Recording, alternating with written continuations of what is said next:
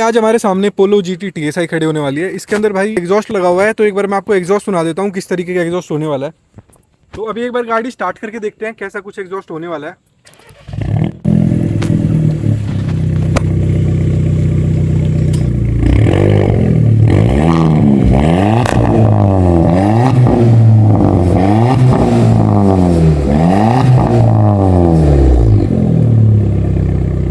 तो भाई ऐसा कुछ एग्जॉस्ट था। इसकी पूरी वीडियो मैंने YouTube पे डाल रखी है, आप जाके देख